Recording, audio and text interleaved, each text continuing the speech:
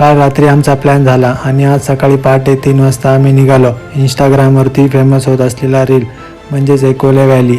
एकोले व्हॅलीला जाण्यासाठी 2 मार्ग आहेत.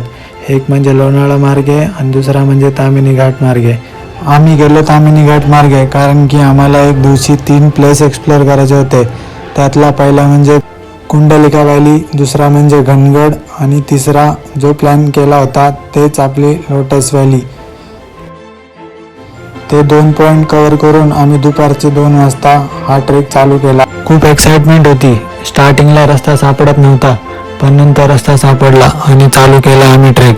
ट्रेकमध्ये मोठ्या आकाराचे दगड, डोक्यावर कडक ऊन, आजूबाजूला घनदाट झाडी आणि आम्ही या ट्रेकमध्ये दोघंच होतो. लांब लांबपर्यंत कोण दिसत नव्हतं. यात आम्हाला जंगली प्राणी आणि सापांची खूप भीती वाटत होती. तरी पण आम्ही हा ट्रेक चालूच ठेवला. नंतर आम्हाला उतार लागला, घसरडी माती लागली. कसं आम्ही येऊन पोचलो पॉईंटजवळ.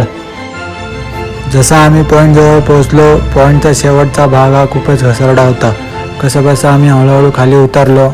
आम्हाला त्या पॉईंटजवळ 2 जण भेटले.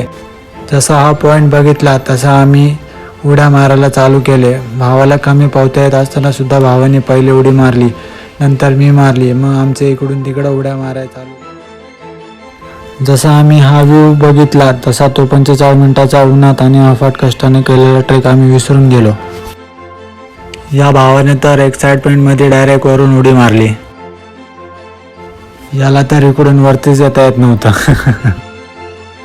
पण हा वरती कसा चढला.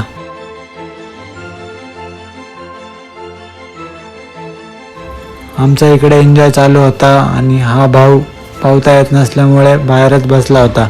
आमचे व्हिडिओ फोटो सगळे यांनीच काढले. हा पॉईंट बघून जी एक्साइटमेंट होती ती शेवटपर्यंत आमची कमी झालीच नाही. आम्ही फक्त पाण्यात उड्या मारत होतो, इकडून तिकडं तिकडून इकडं. असे ते हायडन जेम्स आहेत ना, ते फक्त आपल्याला सह्याद्रीतच बघायला मिळणार. त्यासाठी हा पॉईंट आम्ही एक्सप्लोअर करायचं ठरवलं होतं ते आम्हाला इकडे गेल्यावरच कळलं. हा जो व्ह्यू होता तो खूपच भारी होता. खूप वेळ तिकडं थांबून आम्ही परत निघालो.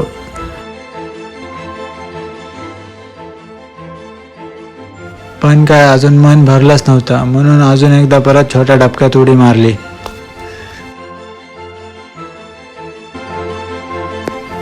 अंधार पडायला लागला होता, म्हणून शेवटी हा तिरंगा गर्वाने फडकवला आणि ट्रेक एंड केला. तुम्ही पण सह्याद्रीत येऊन बघा. सह्याद्री कधी तुम्हाला नाराज करणार नाही.